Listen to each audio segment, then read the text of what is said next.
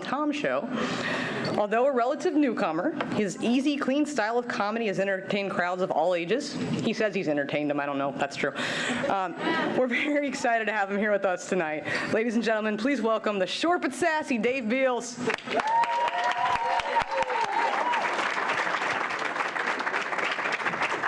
Oh, we're doing that. You can go get him, buddy. Well, thank you very much. Appreciate being here. Where's my March Circle peeps at? I said, where are my March Circle peeps at?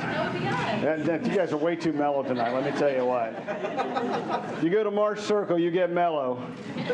You want some more of these bad puns, I can do that, but you're going to have to laugh, let me tell you. Ah, man, I tell you what, they didn't tell you that there was one additional fundraiser. We've got the silent bid, you know, we've got the party wagon, which seems to have gotten the most applause for tonight. There's the March Circle gang. Where are my cat lovers at? Any cat lovers? The exit sign is right over there. It's dog night tonight. Canine.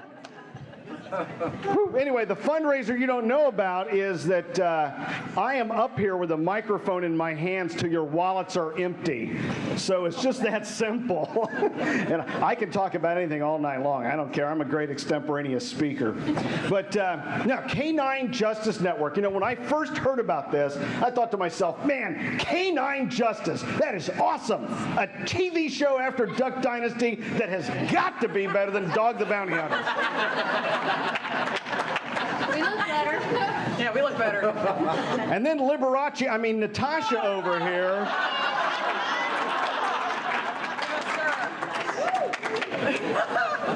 She's telling me about it. Now, I don't know what your experience with Natasha is, but let me tell you what. A conversation with her is like a roller coaster ride without a lap bar. And I don't know who I'm kidding, because I don't know about you, but I'm not making it past that wooden clown guy to get on that roller coaster in the first place. But she's telling me about Canine Justice Network, and I think to myself, man, that is huge! Like Oprah. I mean... We are like Oprah. No, dogs get their own network, right? That was another real bad Oprah pun for those of you who don't get cable. I think dogs are great, man. I think dogs are better than most people I know. I actually have... Yes. I have two rescues myself, a Beagle, some kind of terrier mix. Yeah. Best applause I'm getting tonight, I'm sure. Yeah, her name is Ella Bell. She's awesome, let me tell you what. Most docile dog. Crazy thing about her, she doesn't howl or bark or anything. I've never met a Beagle that didn't do that. You know, it's just kind of crazy. And then the other dog that we have is a retired racing greyhound. Got her. I know there are a lot of different breeds that everybody loves, and I'll tell you what, you can't do any better than to rescue a dog anywhere. They are so grateful, and they are awesome. I mean, my dogs, they got this thing down now, right? I bet your dogs are a lot like the same. You let them out, right? They go do their business. They come in. What do they want? Cookie. Cookie. I mean, we got our greyhound. She goes out and back in. She doesn't even have to do anything, and it's cookie time, right? It's gotten so bad when I come in from outside, they want a cookie. Oh, man, it's like, and you know, when you leave the house, wait a minute. Thank you. When you leave the house for work in the morning, it is like awesome, because I swear I hear this. Did you get a cookie? I didn't get a cookie. Did you get a cookie? Are you sure you didn't get a cookie? Because I didn't get a cookie. I was walking outside, I heard that. I realized I just passed a Jenny Craig. Not the Jenny Craig, just a Jenny Craig. Oh, wow, I tell you what a place. This is great, man. Nice. Hey, listen, let's give a round of applause, not only to Alyssa Kitty, but to Natasha and Debbie for the great deal that's going on here tonight. My man, Brandon.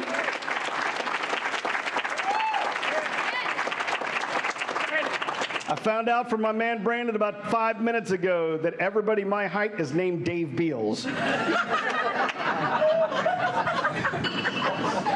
And he hasn't even been drinking yet. It's awesome. Oh, my goodness. Let me tell you, any native Daytonians in the crowd by any chance? Daytonians, nobody? Nobody from the pride of the Midwest? Don't lie. Beaver Creek, that's not Dayton. But you might be able to sympathize here, because let me tell you some things about Dayton. Dayton's kind of a fun place to live sometimes. But we're like 90 minutes from Columbus, right? 60 minutes from the great city of Cincinnati, 10 minutes from Despair. And I found out, and I thought to myself, man, Dayton is a great place to be from. As far from it as you can get. So it's a crazy place. I mean, if you've not been to Dayton, the most exciting thing that goes on is the weather, right? You get a day like today, maybe a couple fluffy clouds. Out here in Cincinnati, y'all go, wow, beautiful day. In Dayton, it's more like an assassination attempt on the President of the United States. But first, the weather. We are stupid serious about our weather. Let me tell you what. We are so crazy about the weather up there. I mean, the announcers get the public schools administrators all fired up, right? I mean, I don't care. It goes something like this. Roger, wake up. Yes. Get into the basement. Break the glass. Get out the Bibles. That's right, the King James ones, the apocalyptic version. I don't care if it's August. Channel 7 says it's going to snow. I'll tell you what, those of you guys know that right there is proof of prayer in public schools, right? Right? 2 events, especially those of you who might either teach or, have been taught at one time in your life. There's 2 events, test days and snow days. One of those prayers comes from the students. One of those comes from the teachers. We'll let you guys figure out which one that is. Oh, I'm telling you what. Well, I tell you what, I made a couple of quick, simple Bible references up here. For the record, just going to let you know, although I had dinner with a lovely science teacher, I have to say that I don't believe in evolution. I personally cannot accept the fact that a monkey evolved to invent the banjo. Cut her off. Sprite, got it, Sprite, sure, Sprite. I mean, seriously, the only place a banjo sounds good is a bonfire. It's true. Have you heard one? Anyway, I also heard an evolutionist once say that, we are 98%, our DNA is 98% that of a monkey. I'm like, really? Thank God for that 2%, because all of us would be walking around like this.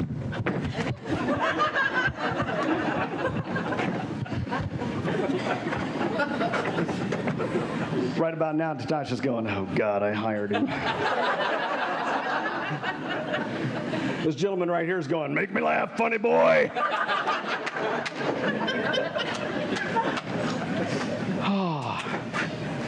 Dayton's not a bad place, though. Best part about Dayton is the hot rodding environment. Any hot rodders in the crowd? Guess not. Where are the cat people at? I'm feeling your love right about now, let me tell you what. Dayton's great. I remember, I'm a big hot rodder. I love American Muscle, V8s and stuff like that. My first car. Anybody remember your first car? Yeah. Shout one out. What'd you have? Ford Taurus. Did I hear Reliant K?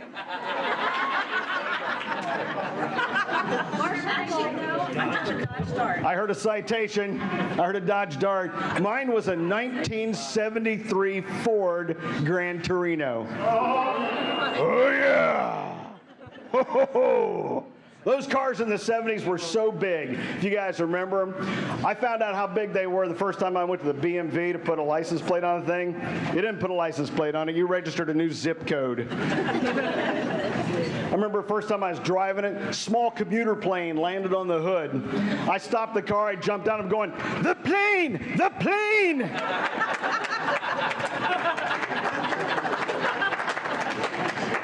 That joke's a lot funnier when I'm wearing a white suit.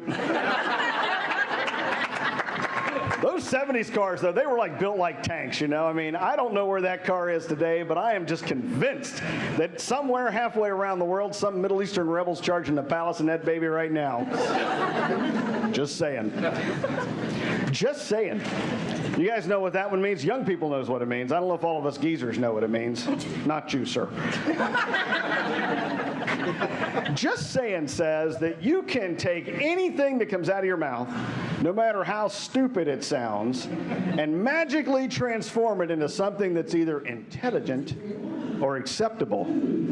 Hey! Hey, good looking, we'll be back to pick you up later. That's what that reminded me of. Anyway, just saying. I'll give you an example of how that works. Man, that is one ugly baby. Just saying. I feel like you guys have kind of grasped the concept. Honey, your mom needs to step away from that buffet. Just saying.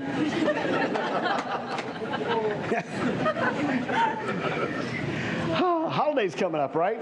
What's the next holiday coming up besides Labor Day? Halloween, Thanksgiving, Christmas, New Year's, right? The one holiday that I don't quite understand completely is Easter. Now, anybody know what Lent is? Oh, you guys can nod if you want, or clap. I don't care. Okay. Well, Lent. If you don't know what Lent is a Catholic tradition typically in which you sacrifice something for like 40 days to represent something event that happened in the Bible. I'm a Baptist, right? Don't throw anything at me. I'm a Baptist, right? We celebrate Christmas and Easter and pretty much any other food carrying holiday. Those days that end in Y. Like, why not have a food carry-in, right? So I married a young lady that was a Lutheran, and apparently she celebrated Lent, and after we were married, she says to me, I celebrate Lent, and I want you to celebrate Lent. I said, well, I don't want to celebrate Lent.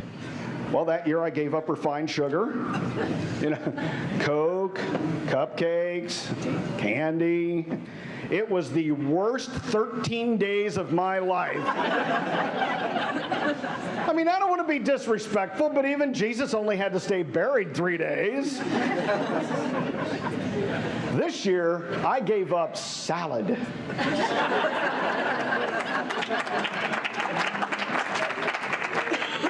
Smooth sailing.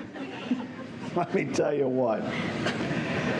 Yeah, you got to be careful though, because you can read up things in the Bible, and you might guess that I have some Bible humor injected in my stuff here. So sorry, there will not be an altar call. Just letting you know that ahead of time.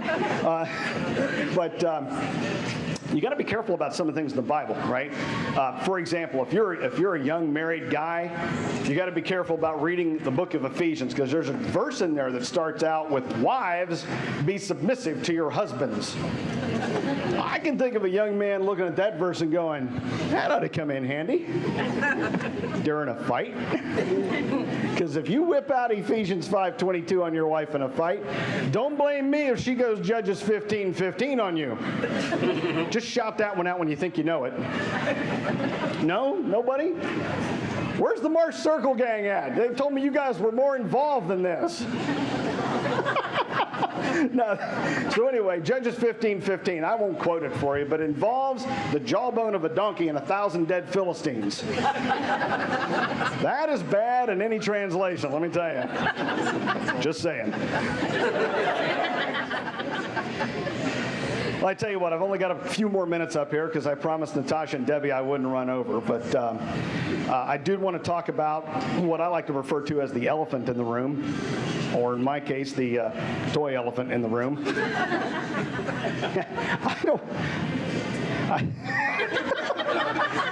Don't look him in the eye. Don't look him in the eye. I might draw attention to myself. I learned never to stare a dog in the eye. He becomes aggressive.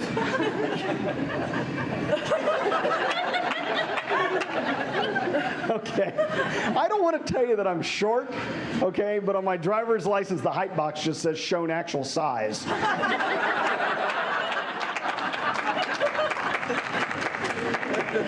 I'm only 5'1", officially. Me too. With shoes. There's my peep right there. And, I got to tell you, I have different goals than most of you. Just once, I would like to use the top drawer of my dresser. I would like to appear taller than objects in the rearview mirror. And my wife, God bless her, who is 5'8". Yeah, I know, go figure. if anything happens to her, I can't use the top half of the house. It's like, goodbye ice cream. Hello dog food. Me and the dogs are already fighting out of who's going to drink out of the toilet. And my wife, she was so understanding about that whole concept. She goes, honey, before anything happens to me, I'll tell you what, I'll swap out the refrigerator and put one of those bottom freezer units in. You can keep the ice cream. I said, honey, that's nice. One of my friends pointed out, said, you know, you do that, you're not going to be able to reach the milk anymore. And I said, yeah, well, big deal. No matter how magically delicious they are, I'm not going to get the Lucky Charms either. Wow. You know, I talked about not being able to go on a roller coaster. I really hate those "you must be this tall" signs. You know, last time I went to Kings Island, you guys got a great facility down here, a great park, you know.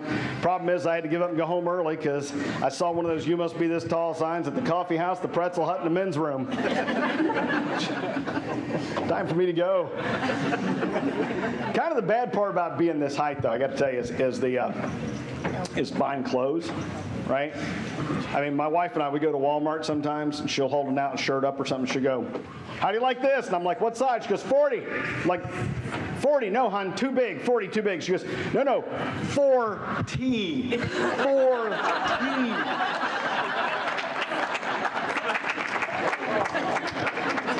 That was exactly what I said.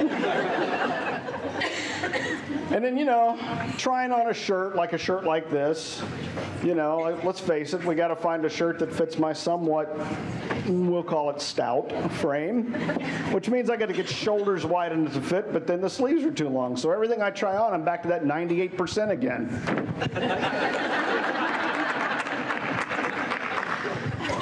I came out of the changing room trying on the shirts to show my wife, and I walk out like that, and some woman's standing there, and she goes, Herb,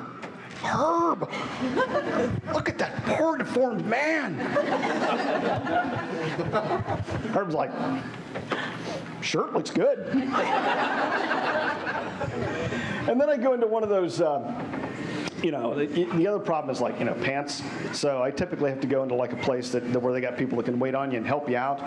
So I walk in and I look for the clerks and I find them all rushing to the back of the store trying to find out who's going to wait on me tonight, you know. And the poor loser, I mean, clerk eventually comes forward, and invariably it's a sweet little old lady who doesn't understand rock, paper, scissors. And she'll come up and usually be something like, may I help you? Yes, ma'am. I'd like to buy some pants, please.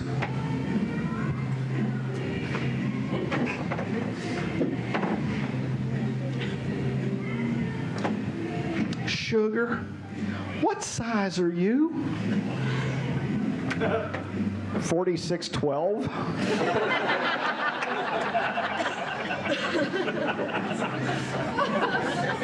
Comfort waist. Relaxed fit.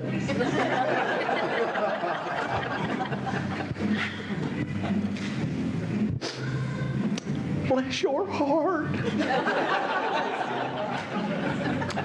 Those are a special order from our Oompa Loompa catalog. I ordered 10 pair. It cost me a week's pay at the chocolate factory. Ladies and gentlemen, you have been incredibly gracious. I'm Dave Beals. Thank you so much. Dig deep. Help out Canine Justice Network. Thank you.